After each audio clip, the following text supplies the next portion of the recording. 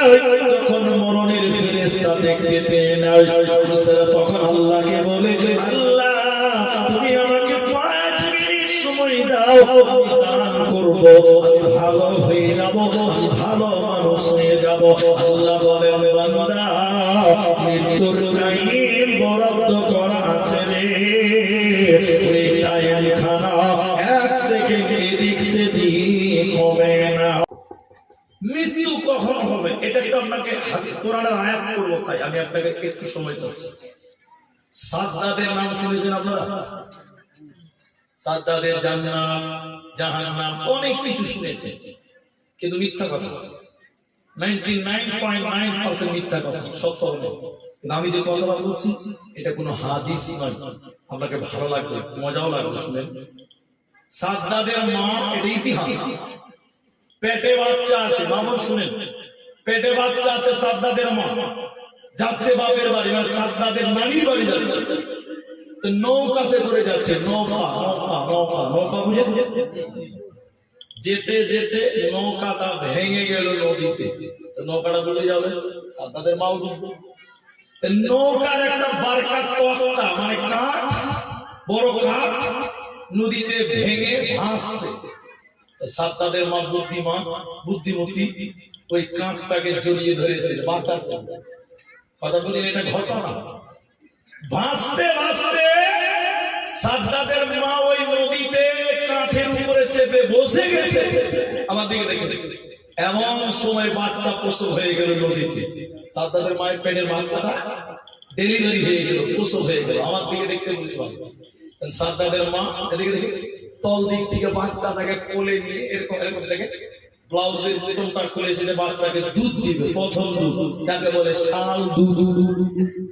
ওই নদীতে বাচ্চাটা ভাসতে ভাসতে সাজ্জাদের মা এরকম বাচ্চাটাকে তুলে নিয়ে এরকম বিসমিল্লাহ বলে দুধ দিবে। এমন সময় আল্লাহ বলছেন, মালাকুল মাউত যাও, সময় শেষ। তো মালাকুল মাউত বলছেন যে আল্লাহ আয় রব্বুল আলামিন, 1 মিনিট সময় দাও, 1 মিনিট। বাচ্চাটা একবার দুধ খাবে বাইরে, একবার 1 মিনিট সময় দাও, 30 সেকেন্ড। বাচ্চাটা একবার দুধ খাবে, এবার মুহাব্বতে বলুন আল্লাহ সময় দেবেন, জোরে বলুন, ইদা জাআ আজালুহু লা ইস্তাখিরুনা সাআতান ওয়া লা ইস্তাকদিমুন। আমালাকুল মাউত, কোন সময় না হবে না, মৃত্যুর টাইম আল্লাহ বরাদ্দ করেছে, নির্ধারণ করে রেখেছে, 1 সেকেন্ড এদিক সেদিক হবে না। আল্লাহ বললেন, শুনে নাও, মৃত্যুর টাইমটা আল্লাহ কনফার্ম করে রেখেছে, ওই টাইমে তোমার মরণ হবে হবে, ওই মৃত্যু থেকে তুমি পালাতে পারবে না। সূরা মুনাফিকুনের ভিতরে 3 নম্বর রুকুতে আল্লাহ বলেছে, আনফিকু মিম্মা রাযাকনাকুম মিন ক্বাবলি আন ইয়াতিয়া আহাদাকুমুল মাউত ফায়াকুলা রাব্বি লাউলা আখরতনি ইলা আযালিন করিব। মানুষ যখন মৃত্যুর কাছে চলে যায়, মৌতের নিকটবর্তী হয়ে যায়, যখন মরণের ফেরেশতা দেখতে পেয়ে নেয়, মুসা তখন আল্লাহকে বলে, আল্লাহ তুমি আমাকে 5 মিনিট সময় দাও, আমি দান করব, আমি ভালো হয়ে যাব, আমি ভালো মানুষ হয়ে যাব। আল্লাহ বলেন, বান্দা মৃত্যুর টাইম বরাদ্দ করা আছে রে, ওই টাইম খানা 1 সেকেন্ড এদিক সেদিক হবে না। যার যেখানে মৃত্যু লেখা আছে, যেভাবে মৃত্যু লেখা আছে, ওইভাবে তাদের মৃত্যু হবে। মৃত্যু থেকে পালাবেন কোথা মুসলমান? মৃত্যু থেকে আমরা কেউ পালাতে পারব না। যুবক ছেলে যারা আছেন, আমার মতন যারা বয়স 30 বছরের যুবক যারা, আরে ফেসবুক যারা চালান, ইউটিউব যারা চালান, তাদেরকে বলছি, আপনারা সবাই মনে করেন মাইকেল জ্যাকসন নাম শুনেছেন? শুনেছেন না আপনারা? খুব তথ্য দিয়ে বলছি আপনাকে, শুনে। আপনি এখন আমার গুগলে সার্চ করেন, মোবাইলে গুগলে সার্চ করেন মাইকেল জ্যাকসনের সংক্ষিপ্ত হিস্টোরি, আপনি পেয়ে যাবেন। মাইকেল জ্যাকসন এত বড়, এত পয়সাওয়ালা, আমেরিকা বাড়ি, এত টাকাওয়ালা ছিল, গোটা পৃথিবীর মানুষকে চ্যালেঞ্জ দিয়েছিল এবং মৃত্যুকে চ্যালেঞ্জ দিয়ে বলেছিল, দেখেন দেখেন দেখেন, আমি 150 বছর বাঁচব, 150 বছর আগে আমি মরব না। আচ্ছা বলেন, মহব্বত মরণ দেওয়ার মালিক কে? ও যদি বলে মরবো না, তাহলে কি হবে?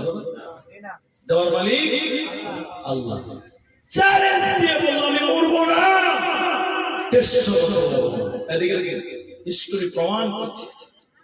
আপনারা যে ঘরে ঘুমান, আমরা যে ঘরে ঘুমাই, বাই চান্স যদি সাপ ভেঙে পড়ে যায়, বাঁচবো আমরা? এটা হ্যাঁ না?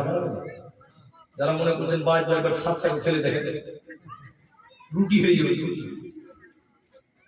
মাইকেল জ্যাকসনের ভয় ছিল কোনো কারণে বিল্ডিংটা ভেঙে গেলে মারা যাবে। ও যে খাটে ঘুমাতো, খাটে বলছে কোনো কারণে যদি ছাদটা ভেঙে যায়, সঙ্গে সঙ্গে ওই খাটটা বক্স হয়ে যাবে, ওকে বক্সের ভিতরে নিয়ে ঢেকে দিবে, ওর গায়ে একটা আঁচ লাগতে দিবে না। একবার বলুন সুবহানাল্লাহ, কি পাওয়ার খালি দেখেন। আচ্ছা বলেন, এখন আমার যে 4 চাকা আছে মারুতি, এর আগে এসেছি 3 বার এসেছি, ওটা গাড়ি আলাদা, এটা আলাদা। আমার গাড়িতে 4টা এয়ারব্যাগ আছে। এয়ারব্যাগ যদি গাড়ি কোনো কারণে অ্যাক্সিডেন্ট হয়ে যায়, এয়ারব্যাগের বেলুন হয়ে বের হয়ে আমাকে বাঁচান। ঠিক মাইকেল জ্যাকসনের খাট ছিল এয়ারব্যাগের সেফটি এয়ারব্যাগ। যদি কোনো কারণে বিল্ডিং এ বড় ভূমিকম্প হতো, সঙ্গে সঙ্গে ওই খাটের ভিতরে তাকে ঘিরে নিত, ওর গায়ে আঁচ লাগতে দিত না। তাহলে ক্ষমতার মালিক বেশি না কম? অনেক ক্ষমতা। যে গাড়িতে ঘুরতো 3 জন ডক্টর সবসময় থাকতো, আপনি কি ভাবছেন যে দক্ষিণ পাড়ার রুস্তুম মিয়া ডাক্তার ওরকম ডাক্তার না? বড় বড় এমবিবিএস ডাক্তার ওর সঙ্গে থাকতো। কেন? কোনো কারণে কোনো অসুস্থ হলে সঙ্গে সঙ্গে ট্রিটমেন্ট হয়। ওই যে খাবার খেত, খাবার ল্যাবরেটরিতে চেক করে তারপরে খেত। কেন? ওই খাবার খেলে যদি মরে যায়, চ্যালেঞ্জ দিয়েছি 150 বছর। কত বছর? এরা বলে না কথা। আল্লাহর হুকুমে দেখেন, আল্লাহর হুকুমে দেখেন, মাত্র 55 বছর বয়সেই সে মারা গেছে। একবার বলে নারায়ে তাকবীর। মৃত্যুর সঙ্গে লড়াই করে জিততে পারবে। কিছু কিছু সাংবাদিক আছে, সাংবাদিক একদম মাথা মোটা সাংবাদিক। সাংবাদিক মাথা মোটা কেমন?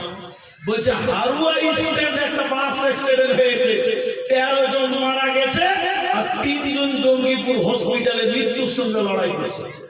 এটা বলে মৃত্যুর সঙ্গে লড়াই করা যায় না? ওই যে 13 জন মারা গেছে, 3 জন মৃত্যুর সঙ্গে লড়াই করছে। এই বোকা কোথাকা, মৃত্যুর সঙ্গে লড়াই করে আমরা কেউ জিততে পারবো না, এটা ভুল কথা। বন্ধুরা, মৃত্যু নিয়ে অনেক কথা বললাম, এবার চলেন সহজ মৃত্যু হবে কার এবং কঠিন মৃত্যুটা কেমন। আমার এই কথাগুলো না শুনে গেলে আপনার জীবনে বড় ক্ষতি হবে, লস হবে। এতক্ষণ শুনলেন এই কথাটা, শুনে আসান মৃত্যু কার, সহজ মৃত্যু কার, কঠিন মৃত্যু কার। একজন সাহাবীর নাম আমর বিন আস রাদিয়াল্লাহু তাআলা আনহু। তিনার অভ্যাস ছিল 2-4-10 কিলোমিটার ওদিকে বলে রাজগ্রাম, কাশিলা, বহুতাল, এদিকে চলে গেলাম আহিওয়ান, জঙ্গিপুর আর উমরপুর, আর চলে গেলাম এদিকে আপনার কি যে এসব এলাকা। যদি কেউ সুস্থ থাকতো, মরার কাছাকাছি হতো, আমরে বিনাশ তিনি দিয়ে বলতো, ভাই ভাই ভাই ভাই আসসালামু আলাইকুম, ভাই তোমাকে কেমন লাগছে? ও ভাই তুমি বলো, তোমার মৃত্যুর জ্বালা কেমন, মরণের কষ্ট কেমন, মৃত্যুর জ্বালা কেমন?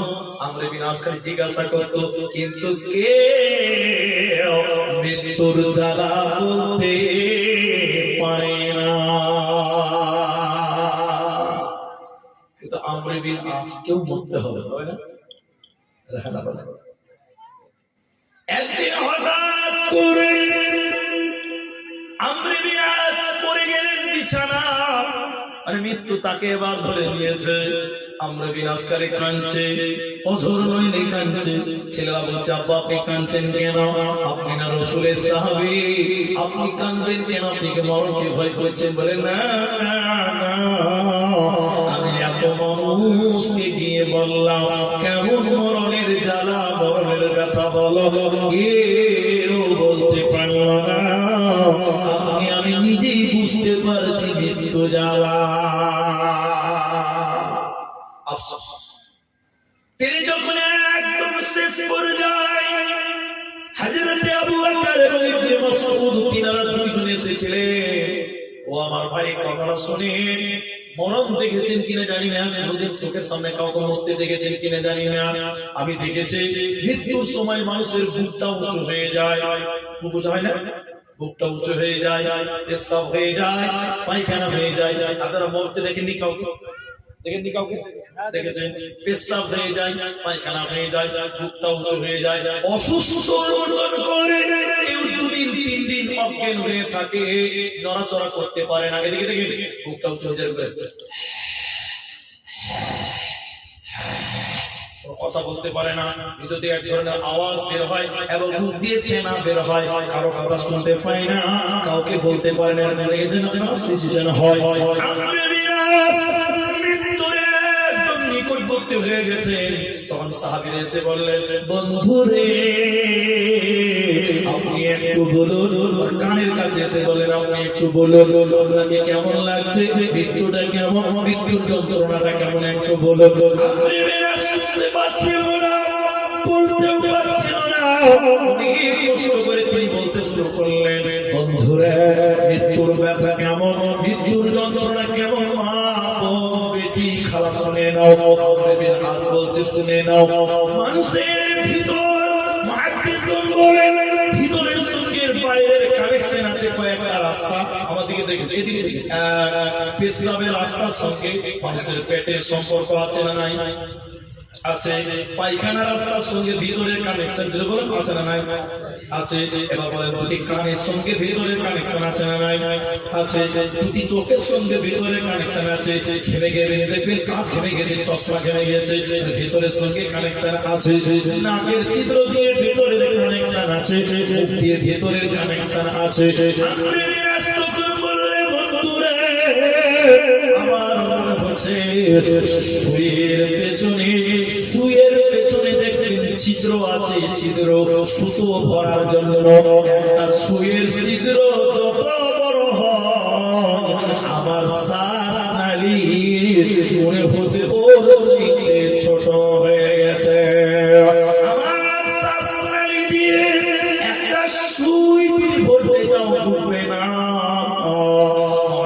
বলছে কেমন লাগে মৃত্যুর জ্বালা, মৃত্যুর সময় পেশাব হয়ে যাবে, পেশাবের রক্তটা ছিঁড়ে যাবে আর পেশাব হবে না, পায়খানা হয়ে যাবে, পায়খানার রক্ত ছিঁড়ে যাবে, আপনার চোখে রক্ত ছিঁড়ে যাবে, বড় বড় করে তাকিয়ে থেকে থেকেছে, চোখে আর দেখতে পাবে না, রক্তটা ছিঁড়ে যাবে, কানের রক্ত ছিঁড়ে যাবে, কান দিয়ে রক্ত আসতে পারে, কান দিয়ে শুনতে পাবে না, আপনার নাকের রাস্তাটা, গলার রাস্তাটা সংকীর্ণ হয়ে যায়। তখন মানুষের বুক উঁচু হয়ে যায়, ওই শ্বাস সংকীর্ণ হয়ে শ্বাস কষ্ট হয়, আর রুহটা তখন বের হতে পারে না।